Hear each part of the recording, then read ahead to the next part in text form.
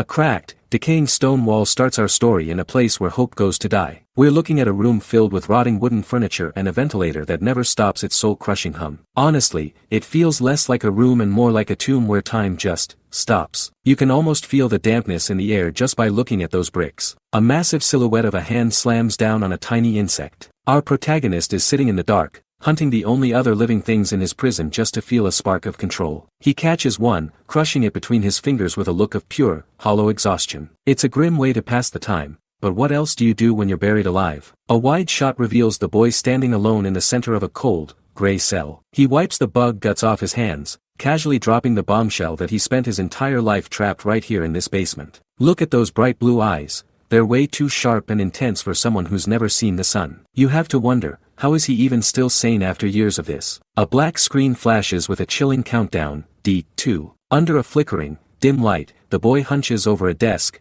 desperately scratching words onto paper. He's dreaming of the day he finally escapes this suffocating hellhole, and you can tell he's reaching his breaking point. But escape isn't just about leaving the room, it's about reclaiming a life he doesn't even remember. The boy pauses his pen, staring at the empty space on the page where a name should be. Here's the absolute kicker. He can't even introduce himself because no one has ever called him by a name. He's been a nameless ghost his whole life. But then his gaze shifts to a small, framed photo of a woman on the desk. That photo is his only connection to the outside, and his only reason to keep breathing. But can a nameless kid really take down the father who stole his identity? We're about to find out. A weathered frame holds a photo of a woman in a long dress standing in a sun-drenched forest. This is the only proof the boy has that a world exists beyond these cold stone walls, and he's convinced this woman is the one who gave him his very soul. He stares at the image of her holding him as an infant, and for a brief, flickering moment, a genuine smile touches his face. It's honestly the most human we've seen him look so far, clinging to a ghost just to stay sane. Father's jagged,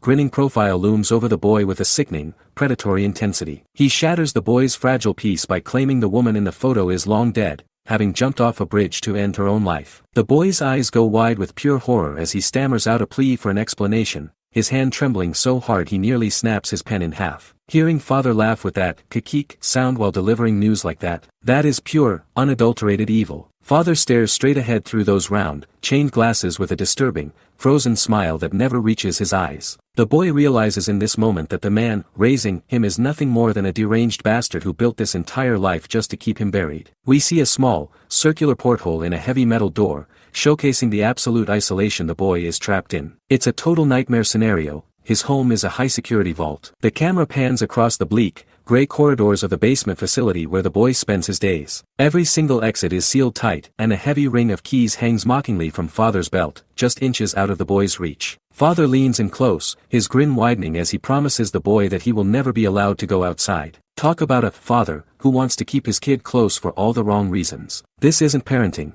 it's a life sentence. Father continues to lecture the boy about why his mother chose to die while casually placing a tray of food on the table. The boy stares at him with a mix of soul-crushing grief and a silent, growing rage that he isn't strong enough to act on yet. He's being fed like a captive animal by the very man who just destroyed his only reason to hope. But the crazy part is, father thinks the food makes up for the trauma. Can the boy survive another day of this mental warfare? We're about to see how much more he can take. Father stands over the boy, his glasses catching a sinister glint while his shadow looms large against the cold stone. He starts poisoning the kid's memories, claiming his mother wasn't some hero, but actually someone who lived in absolute terror of the outside world. This guy is a master of gaslighting, honestly, and it's painful to watch. He describes the entire planet as a place of ruin and fear, and we see a massive, cosmic hand literally crushing the earth into nothingness. It's like he's trying to delete the boy's curiosity by replacing it with pure, unadulterated dread. Is the world actually ending out there, or is this just another layer of the cage? A hand tightens around a dry cookie,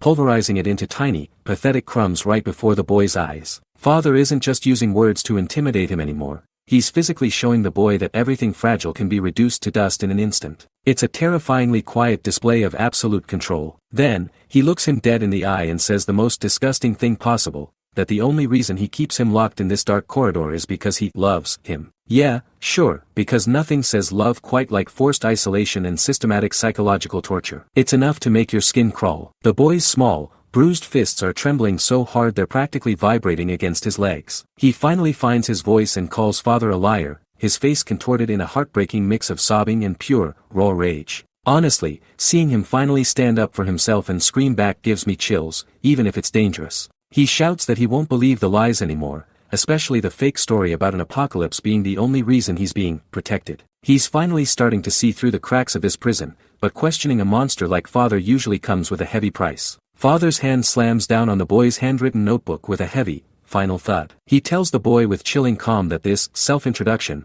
which is basically the kid's only proof that he exists as a human being, is never going to see the light of day. This is just straight-up psychological murder, man. The boy reaches out in a desperate, frantic stop, his eyes wide with horror, but it's too late. Father tosses the book right into a trash can like it's literal garbage. To top it all off, Father lets out this twisted, mocking laugh while gesturing with his hands like he's performing some grand, theatrical comedy. He's completely unhinged and enjoying every second of the boy's despair. How much more can this kid take before his spirit completely snaps? Father leads the way down a familiar, dimly lit hallway. He tells the boy it's time for their daily walk, a path they've both memorized through sheer, grueling repetition. Honestly, look at those flickering lights and the heavy silence. There's zero sign of any other life here. It's just them and the rhythmic humming of those massive ventilation fans. An overhead shot shows us just how massive and suffocating this basement facility really is. As they move into a classroom, Father starts his usual lectures, trying to drill his twisted logic into the kid's head while adjusting those creepy glasses. This is his everyday reality, and you can see the weary focus in the boy's eyes. It's a mental cage as much as a physical one, and the routine is starting to feel like a slow death. But look at the boy's hand reaching into the desk. He's hiding something. During the tiny window of free time he's granted, he sneaks into the basement library to grab specific books.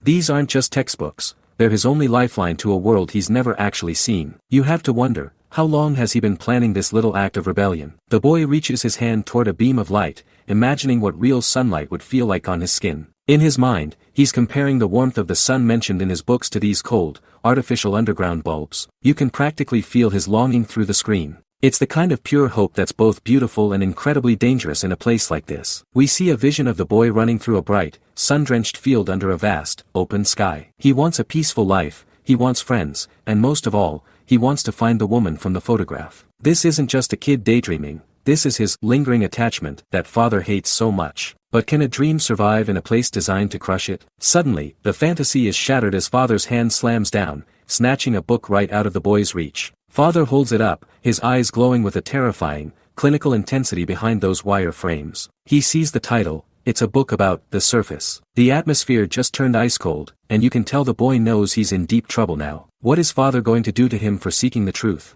Father looms over the trembling boy like a suffocating shadow, his voice dripping with false concern. He asks if that lingering attachment to the outside world is still there, reminding the boy that he can never, ever leave this basement. Then, his face twists into something truly manic as he describes a world outside filled with screaming, blood, and nothing but ashes. Honestly, it's classic gaslighting, and the crazy part is, the boy sees right through it. He knows it's just that same old lie, recycled over and over just to keep him obedient. Behind those wide, glowing blue eyes, a silent rebellion is finally taking root. The boy stares at the floor, making a vow that chills you to the bone. He is escaping this prison, no matter what happens next. But he's playing the long game now, and he knows he has to be smart. He tracks the movement of the heavy keys hanging from Father's belt, his mind racing with a single, calculated thought. Now isn't the time yet. He's waiting for the perfect window, the exact second Father drops his guard. Can you imagine the nerves needed to stay that still while planning a betrayal? We cut to the training room, where the air is thick with the sound of heavy breathing and pure desperation. The boy is shirtless, drenched in sweat, and looking like he's about to snap in half from exhaustion. Father stands over him,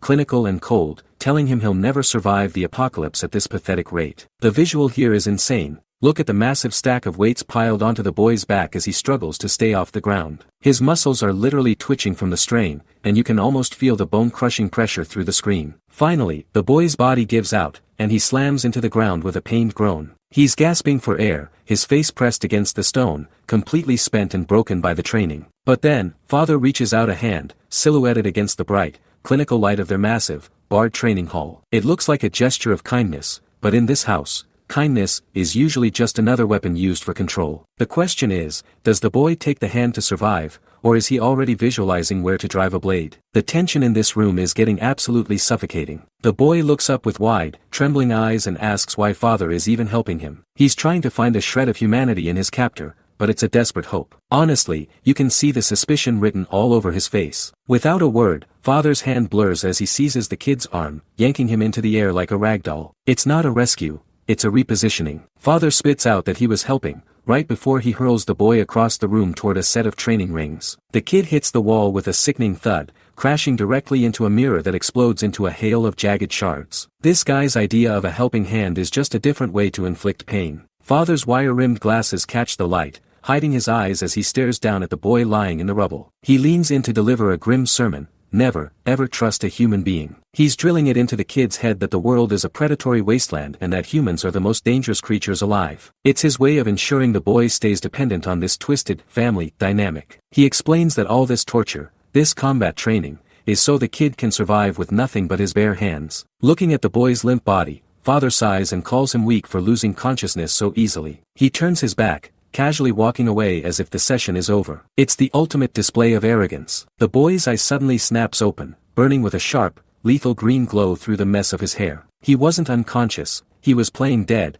waiting for that one tiny crack in father's armor. And there it is, pure, unadulterated carelessness. Father has finally let his guard down, thinking the weak child is totally broken. The boy's hand snakes across the floor, his fingers white-knuckled as they grip a large, razor-sharp shard of glass. This is the moment he's been starving for. He leaps off the ground with a sudden burst of speed, aiming that jagged blade straight for father's spine. The silence of the hall is shattered as he lunges. This is it, all or nothing. Will this one strike finally set him free, or is he jumping straight into another trap? The boy soars through the air like a shadow, the sharp glass shard gleaming in his hand. He's betting his entire life on this one moment, fueled by the thought that he can kill father while he's distracted and finally find the key to the outside. A wild, desperate grin breaks across his face because, for the first time, he actually believes he's done it. You can almost feel his heart hammering. He truly thinks he's finally caught the devil sleeping. The jagged edge of the glass is just a hair's breadth away from father's exposed neck. But father remains eerily calm, his profile a mask of cold indifference even as death closes in from behind. The crushing reality sets in.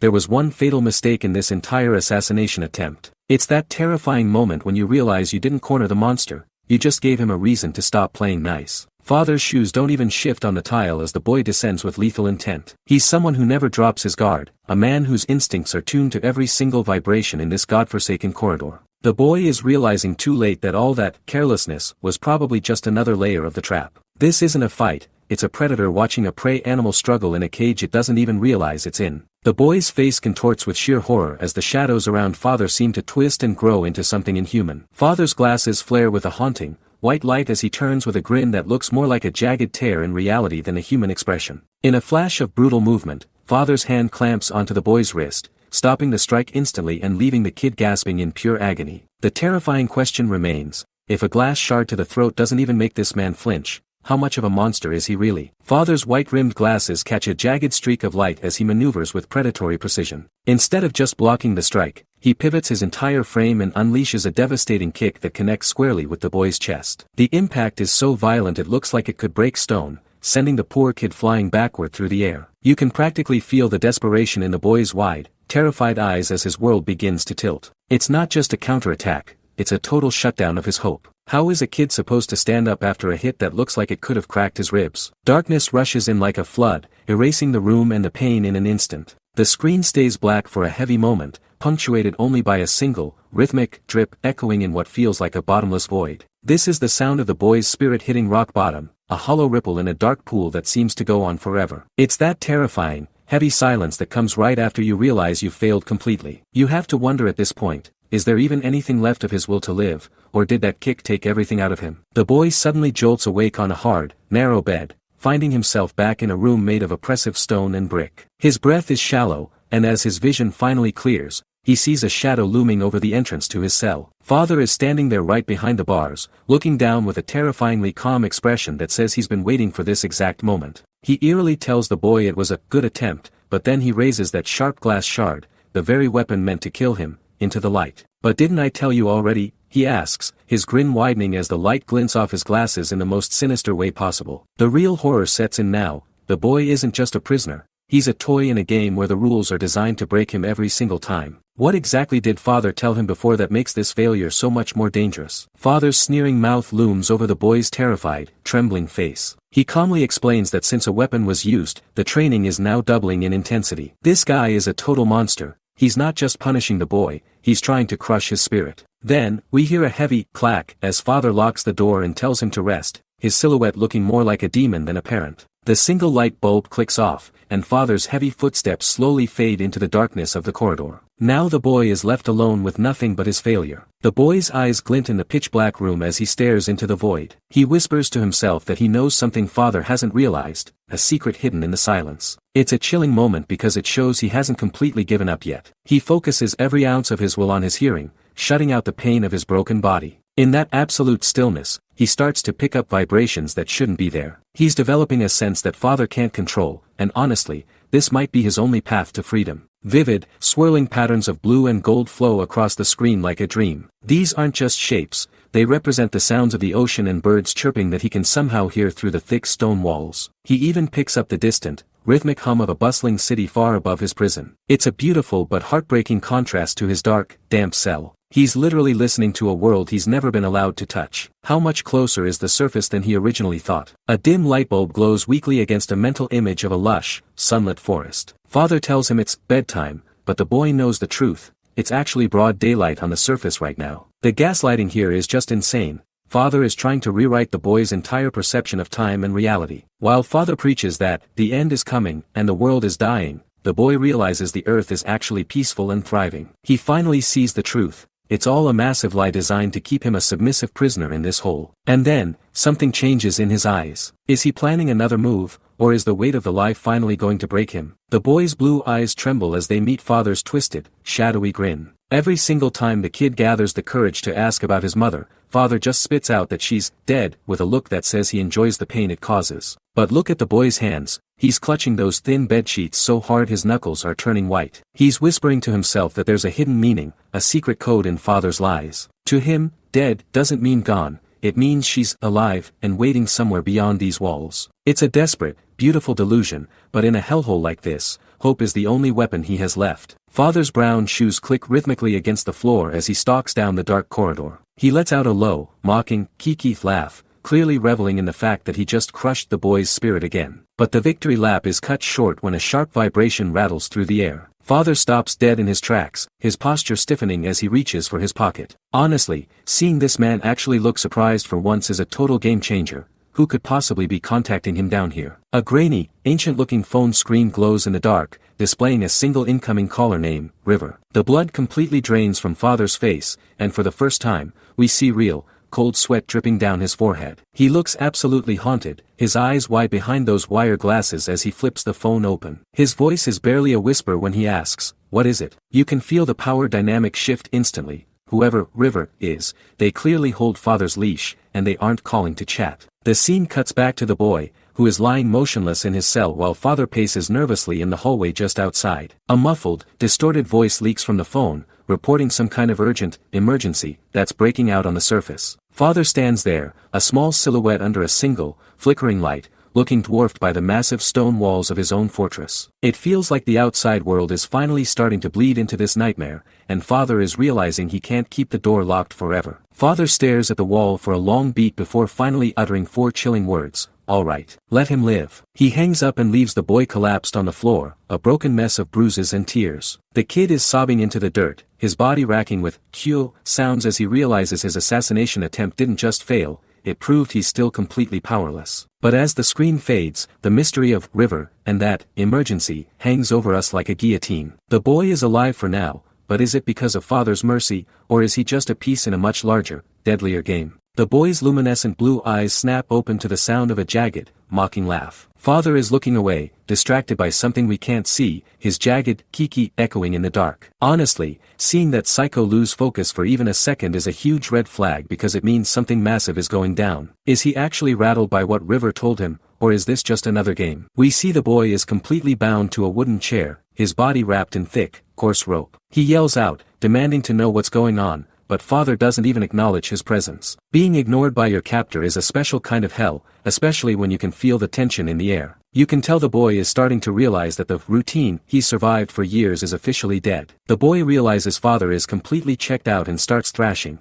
feeling the rope fibers begin to snap and give way. He's pouring every ounce of strength into those bonds, convinced that this distraction is his one and only chance to break free. But just as he thinks he's about to win, father's silhouette looms over him like a mountain. It's that classic, oh no, moment where you realize you were never actually in control. Father utters a single, crushing, stop that seems to vibrate through the boy's very soul. He leans in close, those wire-rimmed glasses glinting coldly as he drops the ultimate bombshell. Plans have changed. The air just gets sucked out of the room right there. You have to wonder, if the man who built this prison is changing the rules, what kind of horror is waiting for them outside? Father clarifies that this isn't just a temporary shift, but a new reality that starts today and lasts forever. The boy's face twists into a mask of pure terror as he screams for an explanation, his voice cracking with desperation. This is the moment everything breaks. The training is over, and whatever is coming next looks a lot more like an execution than a lesson. What exactly did father see out there to make him act like this? The boy stares up in utter disbelief as father's behavior takes a sharp,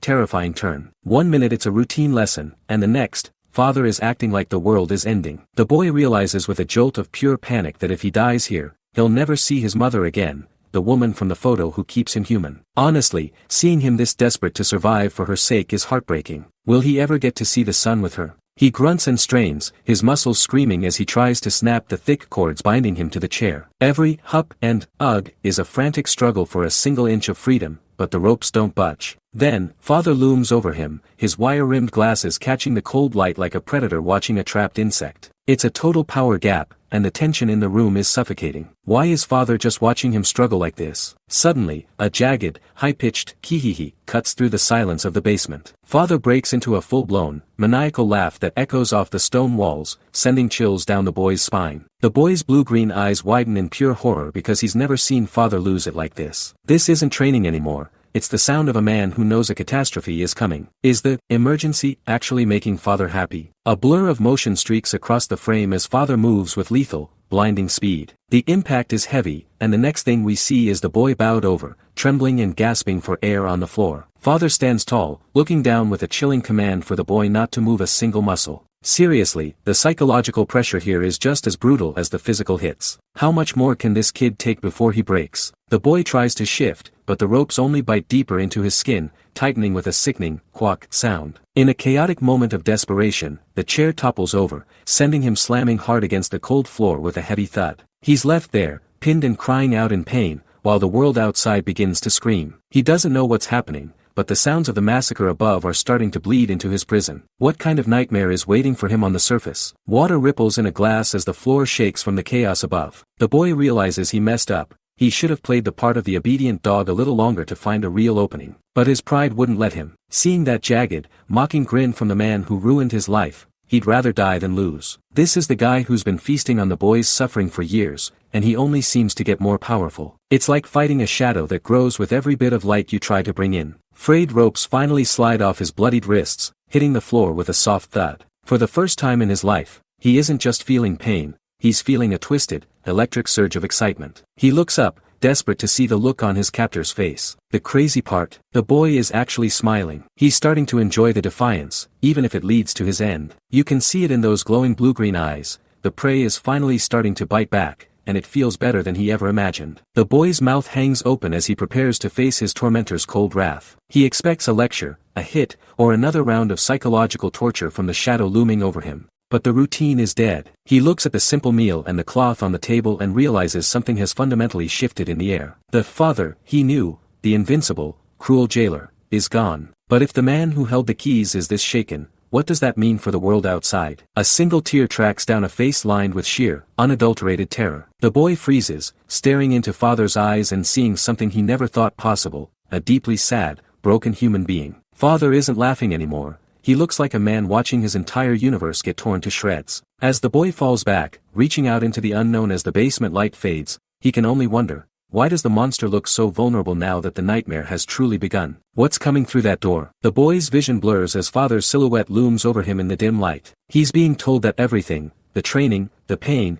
the isolation, is for his own sake. Honestly, that, I hope you'll understand, line is pure nightmare fuel coming from the man who just broke him. A single spotlight cuts through the dark, illuminating Father as he preaches the gospel of survival. He lays down the ultimate law, rule number 1. You never, under any circumstances, leave the basement. It's clear Father isn't just being a jailer, he's convinced the world outside is a literal death sentence. Massive, ancient gears grind behind the walls of a warehouse packed to the ceiling with decades of rations. This place is a self-sustaining fortress designed to hold out for 126 years without a single soul ever needing to step outside. To Father, the world above isn't a goal to reach, it's a fire pit you only jump into if you want to die. The boy groans, dragging his aching body up from the cold floor only to realize the basement has gone silent. For the first time in his entire life, the man who never leaves his side has completely vanished. This isn't just a break in his routine, it's a total system failure that leaves him feeling more exposed than ever. The memory of Father's terrified face flashes in the boy's mind, a jagged reminder of the panic he saw earlier. He follows a sudden, chilling hunch that the emergency river mentioned has finally breached their sanctuary. He looks toward the ceiling, his instincts screaming that the world he was told to fear is finally coming down to get him. But if the man who built this fortress is scared, what chance does a kid in a basement actually have? The boy stares at the heavy metal bars of his cell swinging loosely on their hinges. In his absolute panic to deal with River's emergency, Father actually forgot to lock the door behind him. It's the first mistake the old man has ever made, and it's a massive opening for the boy to exploit. Seriously, seeing that gap in the bars is almost more terrifying than being locked in. It's like the universe is finally giving him a choice, but he's never had to make one before. Bare feet slap against the cold, clinical concrete as the boy breaks into a full-speed sprint down the forbidden corridor. He realizes with a surge of adrenaline that this is a once-in-a-lifetime opportunity to leave the basement behind forever. Usually, Father is like a ghost, appearing out of the shadows to shut down even the smallest thought of rebellion, but right now, the hallway is hauntingly empty. He's finally making his move, and there's no turning back now. Can he actually outrun the man who raised him as a weapon? He ducks through the industrial tunnels, his lungs burning with every desperate, ragged breath he takes. The boy passes row after row of silent, heavy doors, his eyes darting around for any sign of the man with the wire-rimmed glasses. He reaches a narrow vertical shaft at the end of the complex, and the sheer terror of being caught is the only thing keeping his legs moving. It's now or never. He has to reach the top before Father realizes his prize is missing. Honestly, I'm holding my breath just watching him run. The boy's hands clamp onto the rusty rungs of a metal ladder as he looks up toward a faint glimmer of light. He chokes out a sob, whispering to himself that he finally found the way out he's only ever seen in his dreams. He starts climbing with a frantic, raw energy, his knuckles turning white as he begs for his body not to fail him now. He's so close to the world he's been promised his entire life. The look of pure, desperate hope in his eyes is just gut-wrenching. A heavy manhole cover grinds open, and a wash of brilliant, harsh light spills down to blind the boy. He hauls himself over the ledge with his last bit of strength, his feet finally touching the solid ground of the surface world. He's standing on the outside, but the air doesn't smell like the flowers from his photograph. It smells like burning metal and death. Now that he's actually here, the freedom he risked everything for looks like a literal war zone. And the worst part, he's standing right in the middle of it. A dusty, bare foot finally makes contact with the hard pavement of the world above. The boy steps out of the darkness, shielding his eyes as the overwhelming radiance of the sun washes over him for the first time in years. Below, the street is a chaotic symphony of honking horns and yellow taxis blurring past. Seeing all this life after being trapped in a concrete box, it's almost too much to process. He tilts his head back, watching the skyscrapers pierce the bright, hazy sky. The city is an endless grid of steel and glass, sprawling out further than his mind can even comprehend. It's exactly like the photograph, but bigger, louder, and infinitely more real. But you have to wonder, with all these people around, how did Father keep him hidden for so long? Suddenly, a gruff voice breaks his trance, shouting, "Oi, kid." The boy freezes, his breath catching,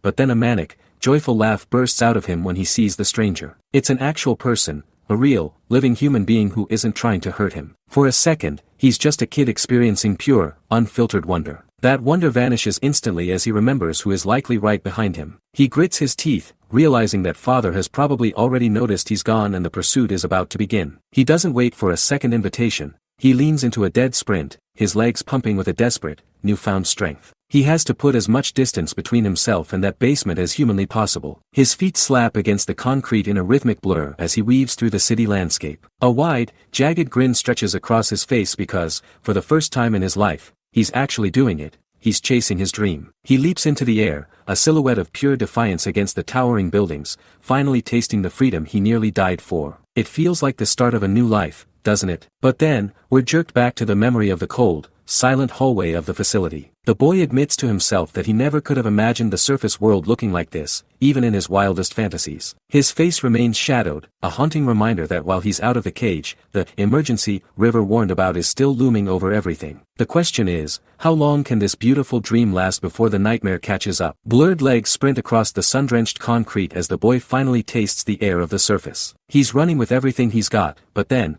he suddenly grinds to a halt in the middle of the sidewalk. Why? He asks himself, his back turned to us as he stares at the towering buildings. Why did that door actually open? Even with freedom in his grasp, the tactical genius in him knows something is wrong. The boy stands alone against a backdrop of mental static, realizing that a mere malfunction is impossible in Father's world. Father is a meticulous monster who doesn't make mistakes, especially not with the lock to a cage. Then, a terrifying image of Father's jagged, mocking grin flashes in his mind. It wasn't luck, Father was the one who opened the basement door. Honestly, that thought is scarier than being locked up. The boy's face contorts in pure confusion as he tries to reconcile the man who forbid the surface with the man who just let him walk onto it. But then, the sounds of the city wash over him. People are laughing at an outdoor cafe, clinking coffee cups and enjoying the breeze. It's so vibrant and full of life. It's the exact opposite of the cold, mechanical hell he just crawled out of. A young, blonde-haired boy runs past with a bright red balloon, his laughter echoing against the storefronts. Our MC watches him, his blue-green eyes wide with a mix of envy and wonder. He sees kids with backpacks,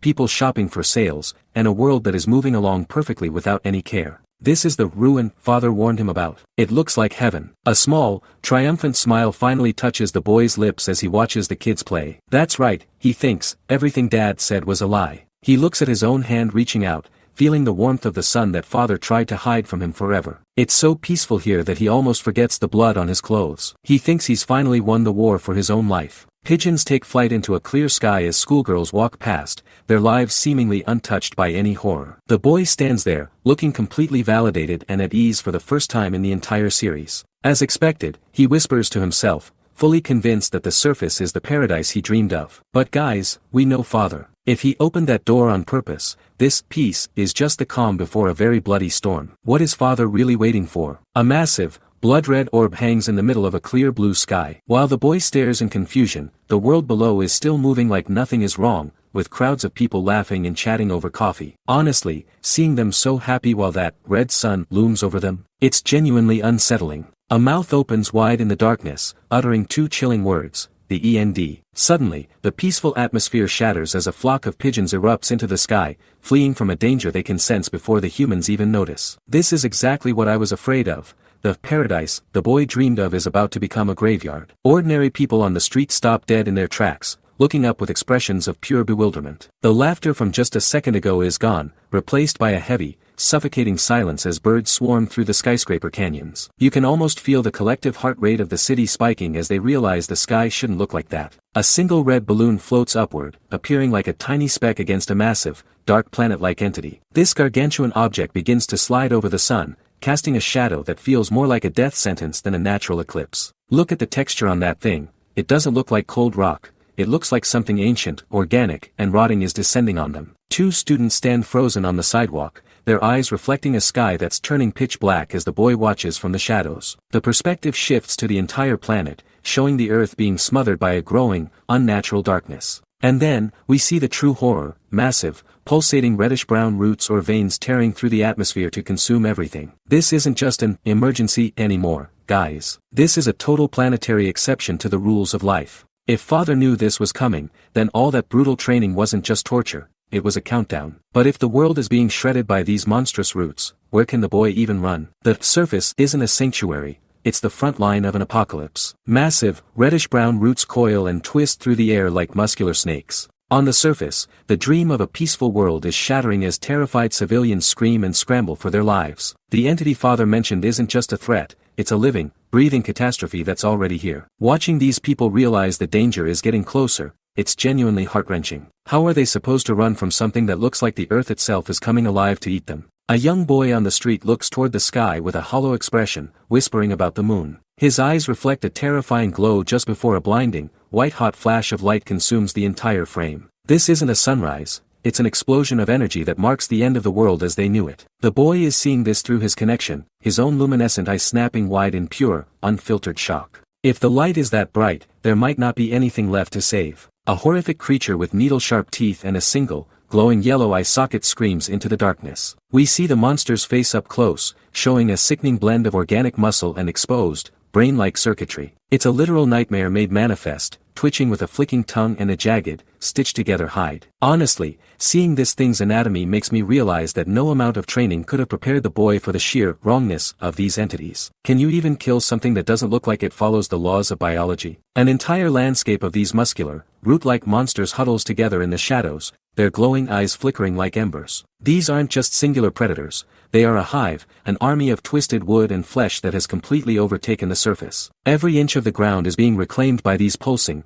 textured roots. It's like the world is being overwritten by a new, more violent ecosystem, and humans are just the weeds being pulled. A colossal, skyscraper-sized spire of roots twists high into the clouds, looming over a silent city intersection. As the camera pans over the modern cars and buildings, Father's voice cuts through the chaos with a chilling command: never leave the basement. This is the ultimate "I told you so" in the most twisted way possible. The basement was a hellish prison for the boy, but looking at that apocalypse above, it might be the only sanctuary left on the planet. But if the boy stays down there, he's just waiting for the roots to find the door. What's the move now? The boy looks stunned as he realizes the survival rules Father drilled into him just hit a dead end. Father always preached that the basement was the only way to live, but apparently, there's an exception for when the world truly breaks. We see a hand reaching out from the dark of a manhole, clawing toward the surface. If Father is locking him in now, is it to protect him or to keep him from seeing the nightmare starting outside? Massive, blood-colored pillars of muscle and bone erupt from the asphalt, obliterating everything in their path. The city streets are literally being torn apart by these organic towers that look more like living flesh than stone. Seriously, what kind of biological hell is this? It's not just a disaster.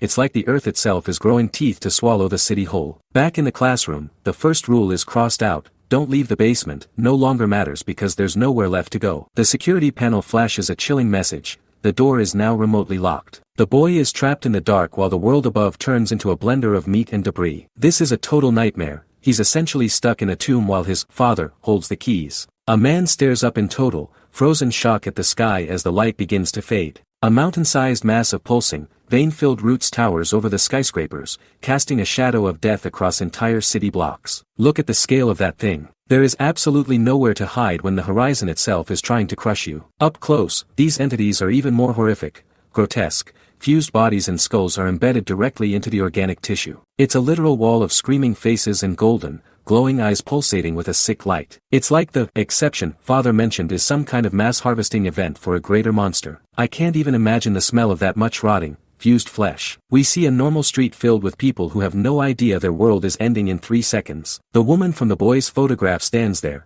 blinking in confusion as she looks toward the chaos. Then, in a horrific flash, those wooden, fleshy tentacles lash out, slicing through the air right at her. Is this the end? The one person the boy lived for is being hunted, and he's still miles underground, screaming at a locked door.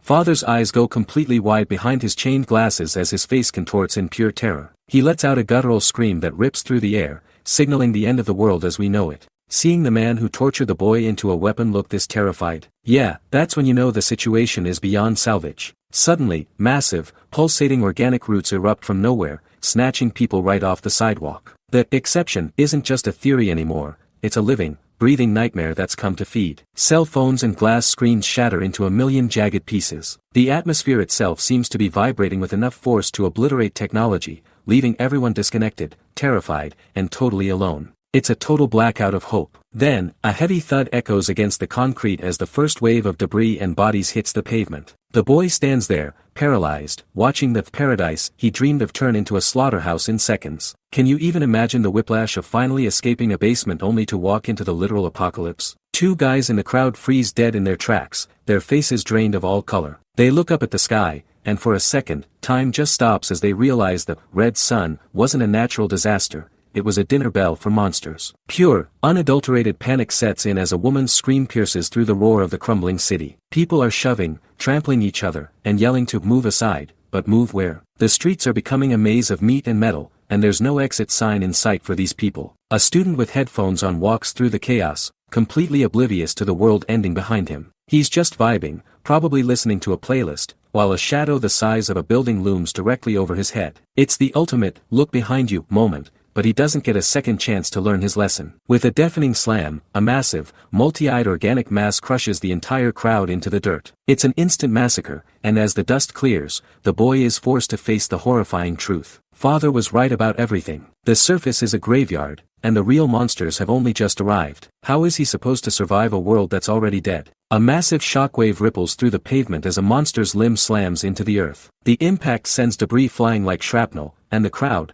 those people the boy thought were living in paradise, are now just prey. They're running for their lives, screaming in a choir of pure terror as a towering mass of flesh looms over the skyscrapers. Honestly, seeing that KYAAH scream bubble pop up, it really hammers home that the dream is officially over. A man looks back in sweat-drenched horror just as a reddish, organic root erupts from the ground beneath him. But then, a dark silhouette moves with frightening precision. It's Father. He's not frozen like the others, he's actually moving through the carnage like he's practiced this 1,000 times. He reaches out and grabs the boy, hauling him away from a strike that would have turned him into a red smear. It's messed up, but the man who tortured him is now the only reason he's still breathing. Giant, muscular limbs crush several civilians into the concrete, leaving nothing but blood-soaked wreckage behind. The boy stands in the center of the street, completely paralyzed, as the screams of the dying fill the air. He's staring at a world that is literally being deleted in real time. You can see it in his eyes, that realization that he escaped a basement just to end up in a slaughterhouse. A frantic survivor screams that the phones aren't working as a nearby building begins to buckle and groan. The boy's face is a mask of cold sweat and disbelief as the reality of the exception sinks in. Communication is dead, the city is falling, and he's just one small kid in a sea of monsters. What is he even supposed to do now? The sun hangs high above the city skyline, but it feels more like a funeral lantern than a source of hope. Father's old warnings echo through the boy's mind. When the apocalypse comes, the world will be filled with blood and wails. We see a glimpse of what the boy thought the surface would be, happy people, music, and sunlight, but that memory is being burned away by the heaps of ashes left behind. His dream wasn't just wrong, it was a death sentence. And the worst part, Father is still right behind him, watching his every move. Mangled bodies lie scattered across the pavement in pools of fresh, cooling blood. The boy looks out at a literal carpet of corpses, realizing that the surface world he dreamed of is actually a slaughterhouse. Honestly, seeing this after years of hoping for freedom, it's enough to break anyone. The boy stares down, his face a mask of pure, trembling shock as his worldview shatters. He's losing his grip on reality as the dream turns into a visceral nightmare. It's a lot to take in, and he's doing it all while his heart is basically stopping. A massive, obsidian-colored leg descends from the smog, pulverizing a skyscraper like it's made of cheap glass. The scale of this monster is just impossible. It's not even a creature, it's a mobile disaster. This thing's skin is a jagged, pulsating mess of organic stone and twisted muscle tissue. This isn't just an animal Father warned him about, it's a biological god of extinction. Can you even imagine trying to survive against something that big? A woman freezes in place, her eyes wide and mouth open in a final, silent scream of absolute terror. The sheer panic on her face tells you everything you need to know about the chances of an average person surviving this. Behind her, the surrounding hills are being swallowed by shifting shadows and flying debris as the earth itself seems to groan under the weight. The entire landscape is being rewritten into a graveyard before his eyes. A distorted, bloody letter, D, flashes across the screen as the word, dead, begins to etch itself into the boy's consciousness. It's like his hope is being deleted in real time, replaced by Father's grim voice. Suddenly, a colossal, multi-limbed entity made of bone and roots stands tall over the burning ruins of the city. This is the exception, and it's clearly here to harvest every living soul. But the worst part, countless dark shapes are raining down from the sky in a chaotic blur of death. It's not just one monster, it's an entire legion. A massive, trunk-like limb sweeps across the horizon, completely blocking out the setting sun. The world is getting smaller by the second, and there's nowhere left to hide. The camera pulls back to show the creature towering over the skyline, dwarfing the tallest buildings like they're just toys. It's a literal mountain of flesh and eyes. The boy finally collapses onto the asphalt, trembling as he realizes the ultimate, soul-crushing truth. My dad was right, he thinks, his voice hollow. Realizing the monster who tortured you was the only one telling the truth. That's a level of despair you don't just bounce back from. He's alive, but is there even a world left to live in? The boy stands frozen as the crowd surges past him in a blind, terrified panic. He stares into the void, a single soul-crushing question ringing in his head. If the world is really this hellish, was Father right about Mom being dead, too? Nearby, the sound of bone-breaking impacts fills the air as people are literally trampled into the pavement. Seeing your only hope for a better world get pulverized in seconds. That is a level of despair you don't just bounce back from. A rough, calloused hand suddenly snaps around the boy's wrist with bone-chilling strength. He lets out a choked gasp, spinning around to face what he assumes is his final executioner. But it's not a monster, it's father, his glasses reflecting the carnage, looking completely unfazed by the literal end of the world. Honestly, the timing is so perfect it's suspicious.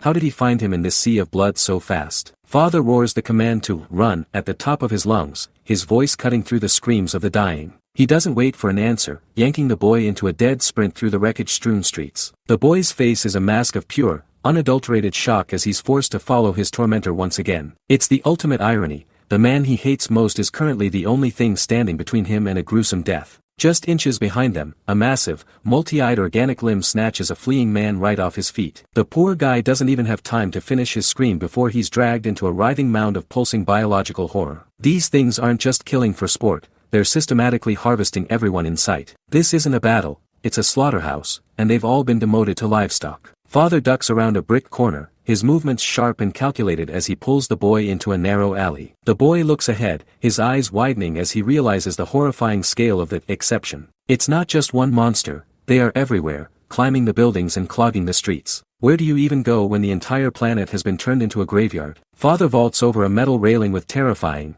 practiced ease, his movements almost too calm for the carnage surrounding them. The boy scrambles after him, his feet hitting the hot pavement of a massive highway bridge that is quickly turning into a mass grave. Everywhere you look, people are abandoning their cars and screaming for a god that clearly isn't listening anymore. Honestly, the paradise the boy dreamed of is nothing more than a front row seat to the end of the world. A massive, multi-eyed root monster plucking a screaming man right off the asphalt like he's a piece of fruit. The boy freezes, his breath hitching as he watches the victim get pulled into a pulsing, organic orifice on the creature's side. These things aren't just killing, they are harvesting humanity in the most grotesque way possible. It's hard to even watch, this isn't just death, it's total biological consumption. Terrified survivors calling out for their friends, their voices lost in the roar of the exception. Suddenly, a tidal wave of reddish-brown muscle and writhing eyes sweeps through the stalled traffic, crushing everything in its path. The crazy part is how fast it's happening. 1 second you're looking for your family, and the next, the ground itself has turned into a predator. The boy's reality is being erased one street at a time. Father and the boy sprinting toward the skeletal towers of the bridge,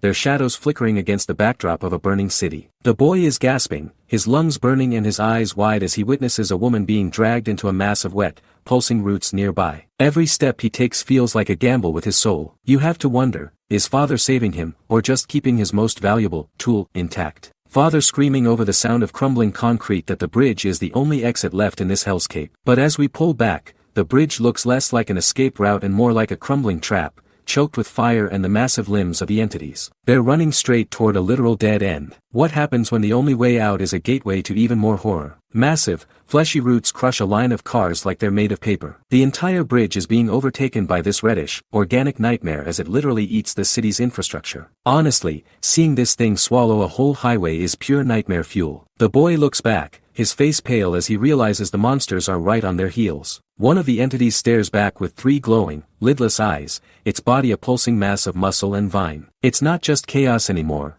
it's a targeted hunt, and they're the prize. I can almost hear the metal of the bridge groaning under that weight. The boy grits his teeth, his body slick with sweat as he tries to keep his pace. But then we see father, standing completely still on a jagged piece of ruin, looking down like a dark sentinel. How is he this calm? It's like he's been waiting for the world to look exactly like this his entire life. A massive organic limb lunges through the air, shattering the bridge's support cables. One of the creatures swings from the wreckage, dangling over the abyss as it shrieks into the smoke. This isn't a fight you can win with just a knife. The scale of this thing is just, it's too much. The boy's leg gives out, his muscles trembling as he collapses toward the pavement. He looks up at father, who just watches him with those cold, analytical glasses, showing zero empathy for his son's exhaustion. The boy is at his absolute limit, but the monsters aren't slowing down for a second. If he can't get back up right now, he's going to be part of that organic pile in seconds. But the look on father's face, does he even plan on helping, or was this the final test all along? A massive, multi-eyed root monster slams into a blue car,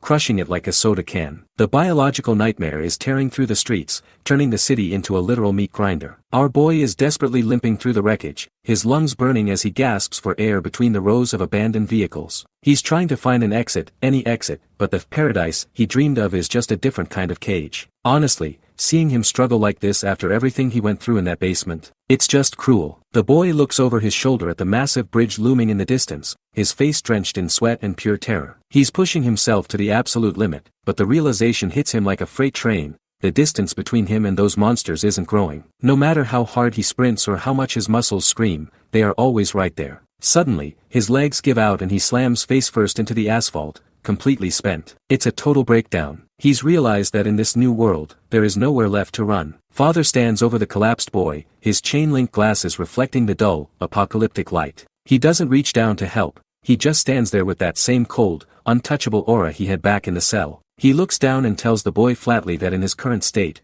escape is impossible, but then he adds something cryptic, saying that eventually, the boy will be able to run away, by himself. Before the boy can even process that, Father turns his back and starts walking away. Wait, is he seriously just going to leave him there to die? A jagged memory flashes through the boy's mind of him as a child, gripping the bars of his cell while Father walks away into the darkness. Back then, Father told him to just run, ignoring the boy's desperate cries for help just like he's doing right now. The trauma is hitting him all over again, that crushing feeling of being discarded by the only person he knows. Back in the present, the boy stares at Father's retreating shadow, his eyes wide with a mix of shock and old, familiar resentment. Father is moving toward the chaos, leaving the boy alone on the ground. Does he have a plan, or is he finally finished with his experiment? Father towers over the boy, extending a calloused, open hand that looks more like a demand than an invitation. He looks down with that same cold, analytical gaze and asks a simple, terrifying question. Why aren't you getting up? The boy is spiraling, sweat pouring down his face as he screams back,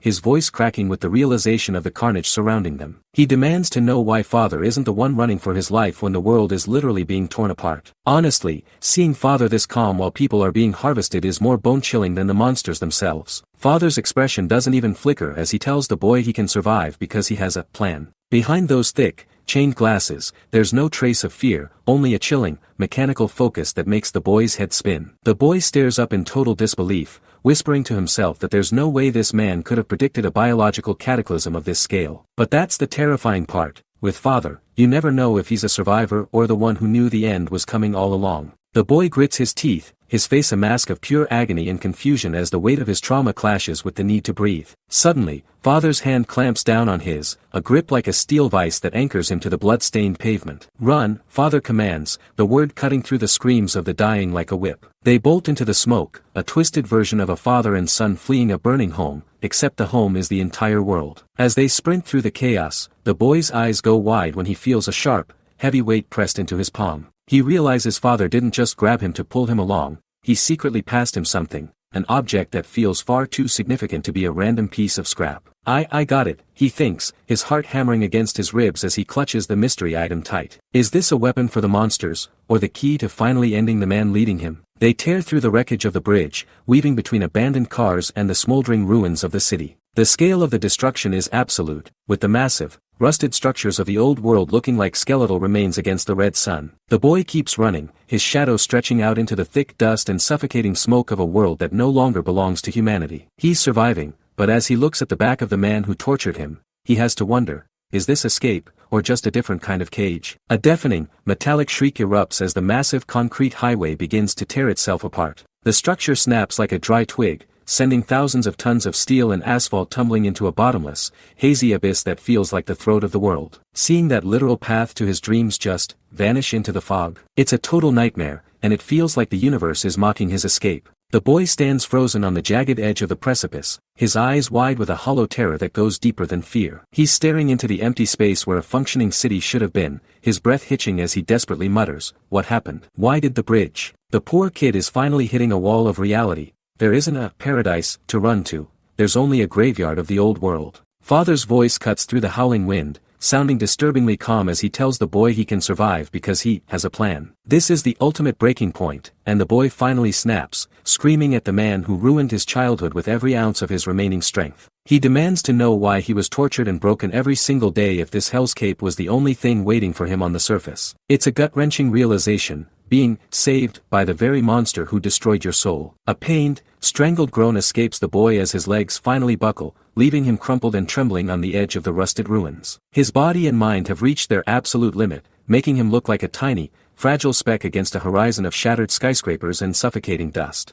He's technically alive, but as he looks out at the scorched remains of humanity, you can't help but wonder, in a world this dead, is surviving actually a blessing, or just a slower way to die? Now, with the world literally falling apart behind them, Father is already moving, and the boy has no choice but to follow his tormentor into the dark. The boy kneels on the cracked, blood-stained asphalt as the words, "I survived," flash across his mind. He's technically made it through the massacre, but he looks completely hollow as he asks himself, now what? Honestly, is it even winning if you're the only one left standing in a literal graveyard? A trembling hand reaches upward, trying to grasp the dim sunlight filtering through the smoke. This was his dream while rotting in that basement, a life above ground, full of color and freedom. Seeing him reach for a world that's already dead, man, that's just pure psychological torture. A dead man lies in the rubble nearby, his eyes blank and staring. The boy's vision of a peaceful life is replaced by the cold reality of a corpse. Talk about a reality check from hell. The world he wanted doesn't exist anymore. The boy's teeth clench in a snarl of pure agony as he thinks of his mother. She was his only goal, the North Star that kept him sane through years of father's torture,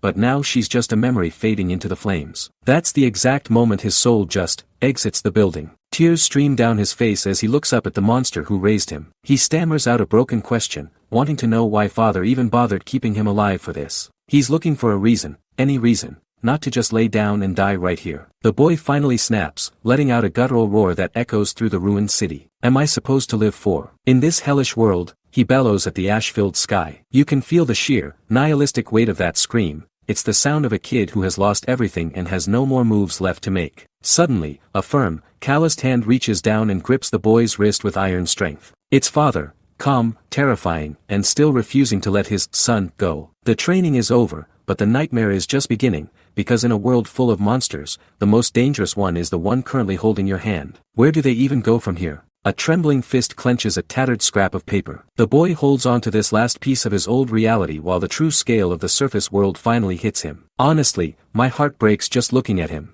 His eyes go wide with a shock so deep it looks like he's forgotten how to breathe. He's perched on the edge of a collapsed highway, staring out at the sun-drenched ruins of a dead civilization. It's beautiful in a twisted way, but for him, it's just a massive, empty tombstone. A massive, stone-like claw erupts from the ledge, crushing the concrete. Something ancient and hungry has been waiting for him to step outside. Yeah, we're definitely not in the basement anymore. A towering monster pulls its massive weight up, its eyes locking onto the only fresh meat left in the city. The boy's face is drenched in cold sweat, his expression shifting from grief to pure, instinctual dread. This is the nightmare father prepared him for, but seeing it in the flesh is a different level of terror. The boy scrambles back, his heels digging into the dirt as he tries to find an escape. He's struggling to even stand, his body practically breaking under the sudden rush of adrenaline and old injuries. It's hard to watch him stumble like this after everything he's been through. He lets out a guttural groan, forcing his battered legs to move despite the agony. The real fight for survival has finally started, and he has absolutely nowhere left to hide. The boy's face contorts in pain, his teeth gritted as he tries to force his broken body to move. But then, a massive, obsidian-skinned beast rises behind him,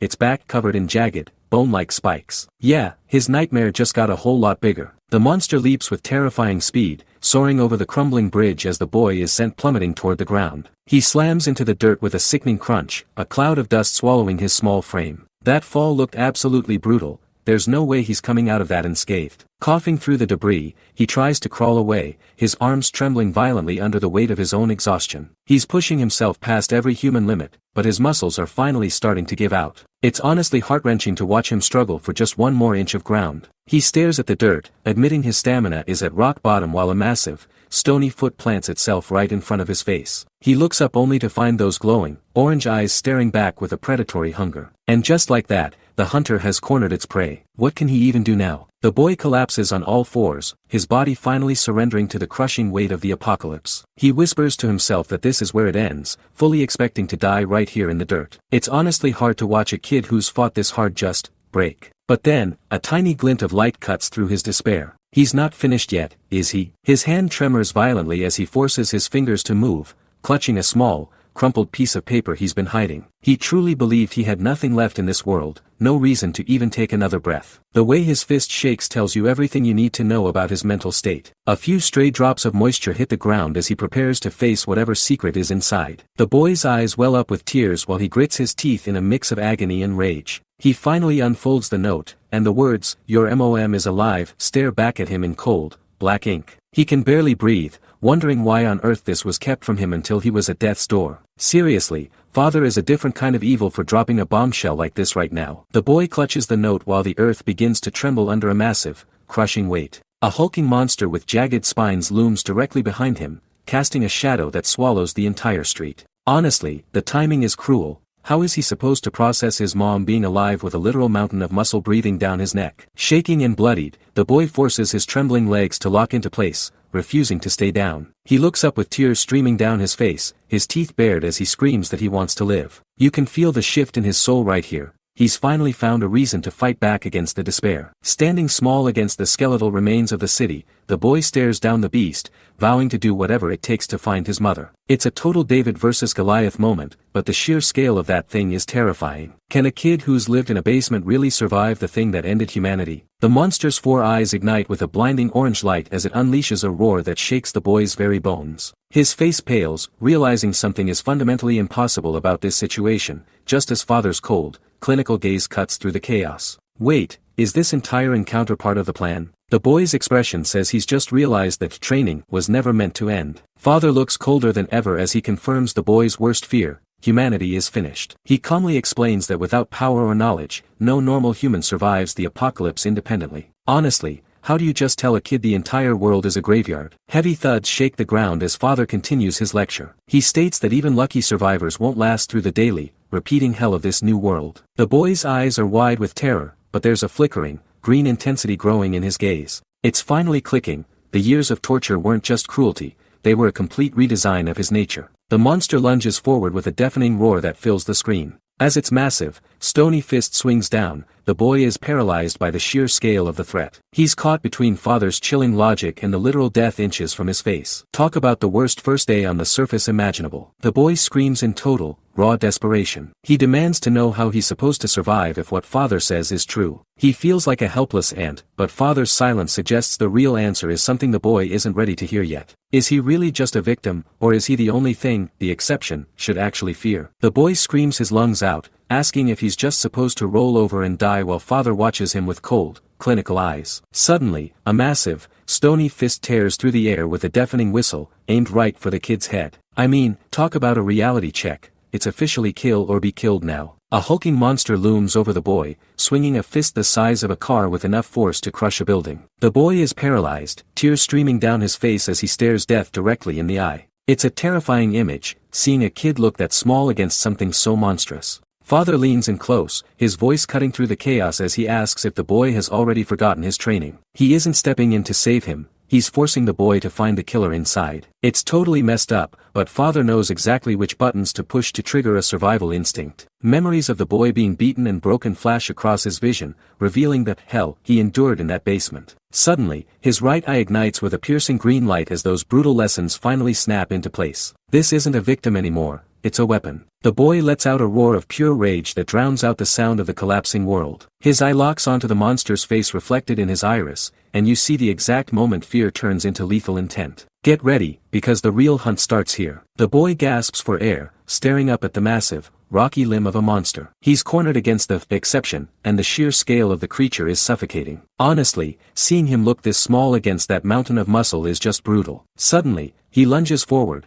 grabbing onto the monster's jagged back as the ground beneath them literally explodes. The impact sends a massive shockwave of dust into the air, obscuring the entire battlefield. You have to wonder, does he even have a plan, or is this just pure survival instinct kicking in? The dust begins to clear, revealing the boy standing paralyzed in the middle of the wreckage. He's panting, eyes trembling as he looks at what's waiting for him in the haze. The crazy part, this isn't just one fight, it's a goddamn graveyard. A horde of monsters surrounds him, with one beast screaming directly into his soul with glowing, predatory eyes. The boy is visibly shaking, but then the camera cuts to father's cold, analytical face. He's not moving to help, he's just watching to see if his masterpiece finally breaks or finally awakens. What kind of monster creates a hell like this just to test a child? Father looks down with chilling indifference, telling the boy he isn't like ordinary humans. As the kid's legs shake uncontrollably, father explains that this difference is exactly why he's still breathing. It's a sick way to comfort your son, but in this hellscape, being normal is just a death sentence. A jagged metal spike stands tall amidst the parched earth like a grave marker. Father says the only truth left is the boy's innate knowledge of how to survive, even as the kid looks like he's about to collapse from the sheer stress. He's shivering and covered in grime, looking completely spent. You'd think he's finally reached his breaking point, right? The boy suddenly slams his feet into the dirt, dropping into a wide, predatory combat stance. His eyes snap open, burning with a sharp, luminescent green light that cuts through the smoke. The terror is gone, replaced by a cold, lethal focus. He isn't the victim anymore, he's the weapon father spent years forging. A massive, hulking monster with glowing yellow eyes looms directly behind him, preparing to strike. The boy doesn't even flinch, he's just waiting for the beast to make its move. This is the moment of truth. Can he actually kill the nightmares of the surface, or was all that torture for nothing? The massive monster charges forward, its glowing eyes fixed on its prey as it lets out a bone-chilling roar. Instead of running, the boy stays low in a predatory crouch, his mind flooding with every brutal lesson father ever beat into him. It's honestly terrifying how quickly he switches from a trembling victim to a focused, lethal weapon. A heavy, stone-like fist smashes the concrete, but the boy slides through the dust with fluid, inhuman speed. He's finally utilizing all that training and experience, moving like he can sense the monster's intent before the blow even lands. He isn't just dodging to stay alive anymore,